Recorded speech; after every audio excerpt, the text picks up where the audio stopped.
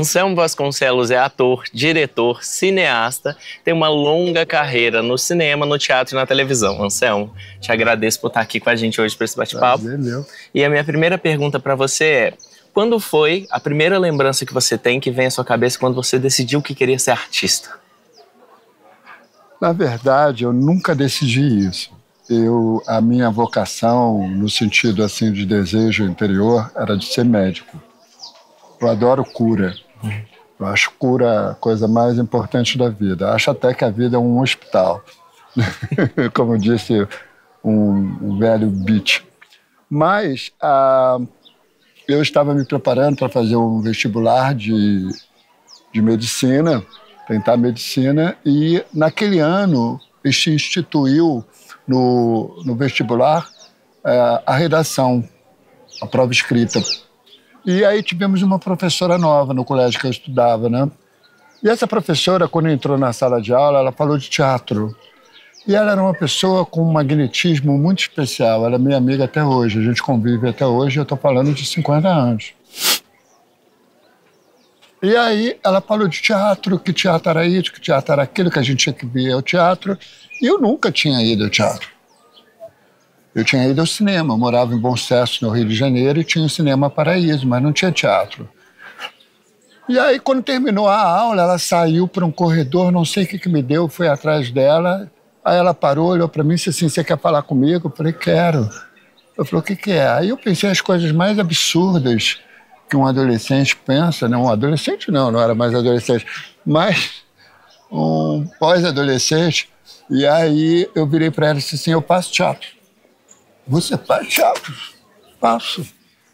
Eu posso ver? Eu falei: claro. E aí marcamos, né? Era uma segunda-feira, marcamos para uma sexta-feira. E aí, quando ela foi embora, eu falei: e agora? Aí, no ônibus, eu escrevi uma peça. No dia seguinte, eu cheguei na sala de aula, chamei 2 comparsas que acreditavam sempre nas minhas loucuras. Falei: nós vamos fazer teatro. Ah, é com quem? Comigo mesmo. E aí, a gente montou a peça. Uma coisa estranhíssima. Eu falei: agora tem que chamar as pessoas para ver. Pra assistir. Né? E aí a gente convidou os alunos da escola, mais a família e tal. E a minha família foi ver, muito espantada, Anselmo fazendo teatro. Eu era conhecido na família como bicho do mato. Olha só. Eu sou uma pessoa profundamente tímida. Eu me escondia debaixo da cama quando a família chegava, eu tinha medo de gente. Anselmo está fazendo teatro. E aí eu apresentei a peça. Quando terminou a peça, um silêncio sepulcral. Nenhum aplauso. Cara, eu falei: porra. E agora? Aí 2 primos se aproximaram de mim, mais a professora, e viraram para mim e disseram assim: olha, esquece essa coisa de medicina, porque é isso que você tem que fazer. Eu falei: isso o quê? Que você acabou de apresentar.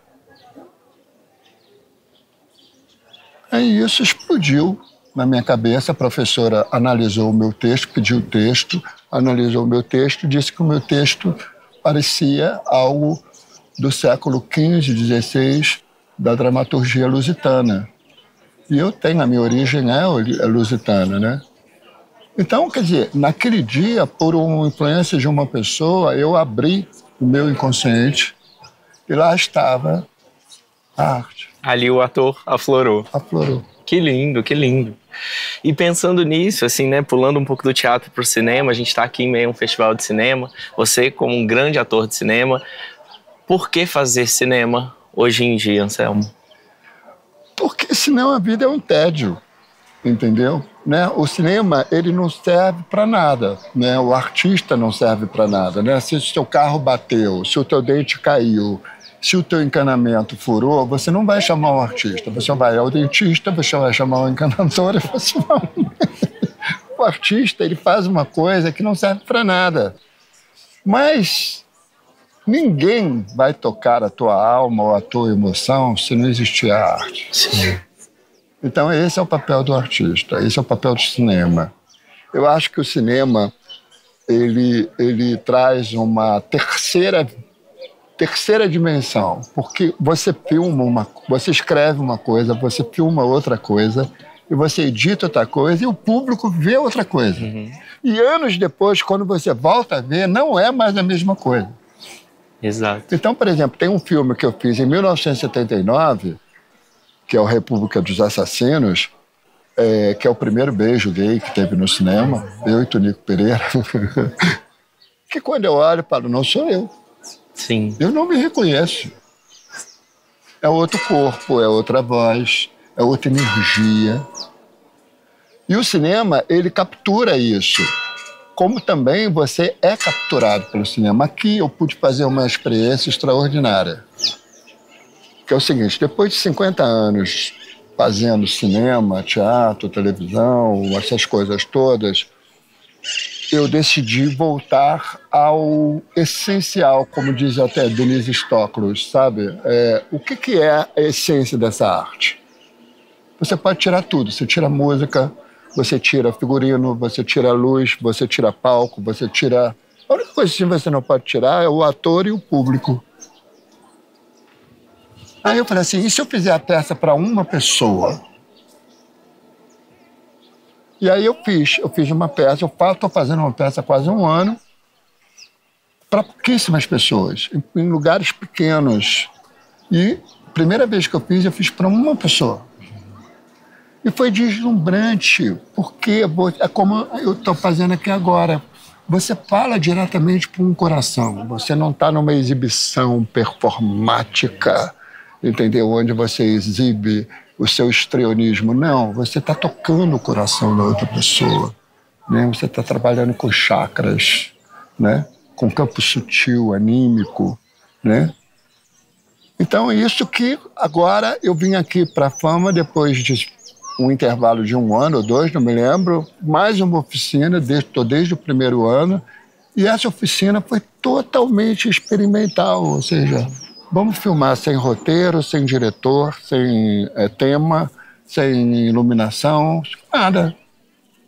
E a gente fez 2 filmes. Sim, trocando com essa ideia desse essencial, né? Essencial. Desse fazer cinema. Fazer cinema. Você faz cinema fazendo cinema. Né? O François Truffaut, quando ele deu uma entrevista dizendo o que era a Nouvelle Vague, ele disse assim, olha, a gente filmou, eu era um crítico de cinema, eu resolvi filmar. E eu filmei, o Godard filmou, o Bresson filmou, e a gente não sabia filmar. A gente inventou uma maneira de filmar. A gente tinha um cara que sabia fotografia pra caramba e que usava a câmera na mão, e a câmera não no tripé. E aí a gente descobriu uma forma de filmar muito plástica, muito rápida, como a gente está sendo filmado aqui agora. Quer dizer, a tecnologia começou com uma câmera na mão e hoje ele tem um instrumento ali que compensa o equilíbrio da câmera. Então, olha que evolução extraordinária o cinema teve. Mas só isso só aconteceu porque alguém decidiu experimentar. Sim. Sim. E criar a possibilidade de linguagem e memória aí dentro disso, né? Quando a gente pensa esse lugar do cinema como um lugar de memória mesmo, de construção, né? Assim, você com essa longa carreira no cinema, acho mais de 50 filmes, se não me engano. Mais de 50. Eu não conto não, mas eu sei que é mais de 50. Porque eu peguei o período da Embrafilme, que eram feitos 90 filmes por ano no Brasil. Então, era um filme atrás do outro. Depois eu ainda tive a sorte de pegar a lei do curta-metragem, que foi uma lei instituída pela Embrafilme também, pela classe cinematográfica, de que o filme estrangeiro fosse acompanhado de um curta nacional. Incrível, né? Então, os exibidores de Luiz Severiano Ribeiro começaram a produzir curta. Só aí eu fiz os 20. Um aquecimento do mercado gigante. E dentro dessa questão do ofício do ator, Anselmo, você vê uma responsabilidade do ator nessa construção, assim, da escolha dos filmes que vai fazer, de que histórias vai contar, de como processar esse trabalho todo em cadeia? É uma belíssima pergunta. O meu caso é muito especial. Eu nunca pude dizer não. Eu nunca pude escolher. Tudo que veio foi bem-vindo e me salvou a sobrevivência. Então, eu costumo dizer que, na verdade, eu sou um taxista. Eu rodo e alguém faz sinal, eu paro para onde é e aí eu levo. Bora de trajetória. A trajetória é essa. Então, eu não sei apontar assim. A única vez que eu escolhi o cinema foi na pandemia. Eu estava desesperado porque o Zorra que eu fazia há 20 anos tinha parado e eu precisava demais atuar. Aí eu chamei a minha filha e falei assim, vamos fazer um filme. E aí a gente pegou uma amiga nossa chamada Elis Brito, que tinha uma adaptação do Val do Sarapalha, que é aqueles dois caras que estão com malária, né, na beira do rio, né? E eu falei, vamos filmar isso. E aí a gente colou um estúdiozinho pequeno e minha filha disse assim, mas meu pai, eu não vou deixar você contracenar com ninguém não, porque você, se você pegar o Covid, fudeu, entendeu? Aí eu falei, bom, então vamos fazer o seguinte, eu faço os dois personagens.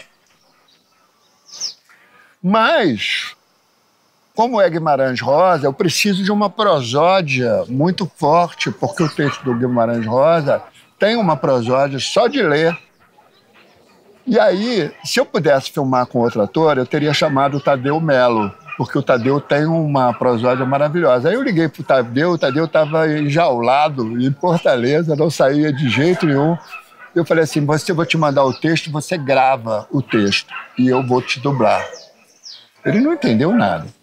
Aí ele gravou o texto e, na hora, a minha filha soltava o texto dele, a voz dele, e eu incorporava a voz dele. Que maravilha. Quer dizer, a dublagem ao contrário. Uhum. E aí a gente fez, chama-se Abandono. É inédito ainda porque eu não consegui ainda convencer a família do Guimarães Rosa a liberar os direitos autorais. Alô, família do Guimarães Rosa, se vocês por acaso estiverem ouvindo essa entrevista, por favor, libere o filme. Liberem os direitos para o Anselmo, que estamos curiosos para ver o filme, inclusive. Anselmo, a minha última pergunta para você, acho que dado a esse lugar do cinema, é que cinema você deseja, necessita, espera para o Brasil daqui para frente, assim, nos próximos anos? Um cinema que seja mais inventivo, que seja mais experimental, que seja menos comprometido com a bilheteria, com... Primeiro que o primeiro filme que eu fiz, olha que coisa interessante, foi Vai Trabalhar Vagabundo, fez 6 milhões de espectadores. Um filme que fizer 6 milhões de espectadores hoje no Brasil, dificílimo. Sim. Então, por quê? Porque o público migrou para as mídias, migrou para o streaming, migrou para um monte de alternativas que existem para você assistir o próprio cinema. Né? Eu, por exemplo, vejo 3 filmes por dia nas plataformas que tem, entendeu? Então, e vejo o bom cinema, eu vou aos festivais, aqui eu vi filmes incríveis, vou continuar vendo filmes incríveis. Então, eu tenho visto, eu sou inclusive curador da Maricá Filmes, né, que é uma plataforma de streaming em Maricá, e que a gente faz um edital, 700 filmes se inscrevem e a gente compra 40 com dinheiro da prefeitura, né? E eu vi filme pra caramba, cara. Esse ano eu devo ter visto uns 700 filmes. Tem que ver mesmo. E acho que está tudo muito repetitivo. Uhum. Embora haja uma diversidade de regiões, de realizadores, e eu acho que está faltando ousadia, está faltando Glauber Rocha, está faltando Joaquim Pedro de Andrade, sabe? Está faltando Nelson Pereira dos Santos, está faltando gente inventiva. A gente tem uma literatura deslumbrante. Eu estou te falando, eu filmei o Guimarães Rosa. Quantos Guimarães Rosa tem para você ver? Quase nada, porque a família não libera, entendeu? Um cara extremamente cinematográfico. Então, o que eu espero para o cinema brasileiro e que eu vou tentar fazer no cinema brasileiro é um cinema como eu fiz aqui. Um cinema de 3 minutos, um cinema de 5 minutos, um cinema possível, dentro do impossível. Quer dizer, a gente não teve produção, a gente não teve nada, mas o que a gente teve? Pessoas jovens, formados, extremamente bem formados, que são geniais. Esse rapaz aqui que está filmando, ele é genial. Ele fez um drone hoje que eu pedi coisas para ele que se eu pedisse para um profissional de mercado, o cara ia falar assim, peraí, vamos tomar um café ali, vamos conversar para eu entender melhor a tua ideia. Ele não fez isso, o que eu pedi para ele foi e fez. Esse lugar do inventivo, né? O lugar do inventivo. Por quê? Porque ele sacou que eu tenho uma proposta que não é acertar, é fazer. Se acertar, maravilhoso, 1-0. Agora, se empatar, tudo bem, a gente vai pro segundo tempo, tá entendendo? E aí ele mesmo falava, porra, foi de primeira. A gente fez tudo de primeira. Que maravilhoso. Não é? Sim, sim, e eu acho que esse lugar do inventivo é bem interessante quando a gente vai pensar na variedade de curtas, por exemplo, que a gente pode fazer e que pode fazer nesse lugar do instantâneo, do experimental. Isso enriquece muito, né? Eu acho até que o cinema tem que voltar a ser o que ele é na sua essência, porque cinema é curta-metragem. O longa-metragem, ele surgiu com a questão da Segunda Guerra Mundial. As cidades estavam destruídas, o mundo estava em pânico, e precisava entreter as pessoas mais tempo dentro da sala de cinema. E aí se aumentou a metragem dos filmes. Mas o Chaplin, o Buster Keaton, os Três Patetas, o Gordo e o Magro, e enfim, umas mulheres que filmavam pra caramba, é tudo curta-metragem. Porque você contar uma história em 15 minutos ou em 30 minutos, que é mais ou menos o que é considerado curta-metragem, né? Não para festivais, mas para dinamização do produto, né? É muito enriquecedor. Agora, 60 minutos de história, cara, tu tem que ter um roteiro da pesada. Tem que ser 4, 15 minutos, né? No processo quatro coisas, exatamente. Tem que tac, tac, tac, tac, tac. Então, eu, por exemplo, prefiro sempre fazer o curta. A gente fez um curta de 3 minutos aqui, que aí, porra, cara, flui. Agora, se ele tivesse 15, já ia começar a encher o saco. Se ele tivesse 60, aí precisava de um roteirista. Aí pronto. Complicou a coisa toda. Então, eu acho que essa garotada toda que veio fazer a oficina de audiovisual e que participa do festival são curteiros. E que estão aí nessa prática do experimento cotidiano, né? Que é essa tentativa da inventividade mesmo. Exatamente. Aprender a usar a câmera, aprender a fazer uma iluminação, né? A tecnologia. Olha aqui, cara. Quando eu comecei a fazer cinema, tinha que botar um gerador ali, um caminhão ali, que eu não sei o quê, e tinha um carvão que acendia a lâmpada de voltagem para fazer um diafragma de 2,8. A máquina hoje faz tudo, só tinha veio com barbante para medir o foco, sabia disso? Sim, não sabia não. Tinha um barbante que vinha da câmera até aqui, até a mim, para eu ficar com o barbante todo sempre esticado, porque se afrouxasse, eu saía do foco. Que doideira, que doideira. Porque a câmera não tinha nesse sentido a tecnologia avançou muito. Aquele ali faz sozinho, entendeu? Tem uma produtora, Menon Pink, ela falou uma frase que nunca saiu da minha cabeça, que é: os equipamentos avançaram, mas quem faz filme é gente. E isso está muito dentro da ideia do que você Isso não está tão avançado. A tecnologia disparou, mas o criador, não. Ele está preso num certo conservadorismo ou então numa ideologia de muita raiz, de muita necessidade sociológica, porque a sociedade está muito doente, muito distópica.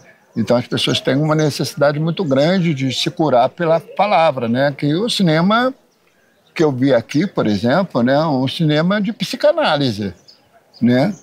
O que eu vi aqui na mostra são coisas que você olha e fala assim, caramba.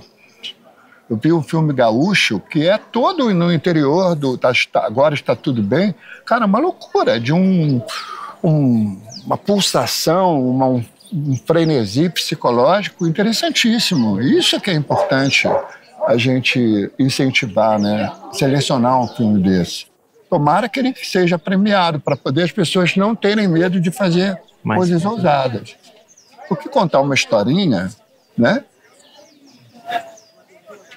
Novela, né? Sim, sim.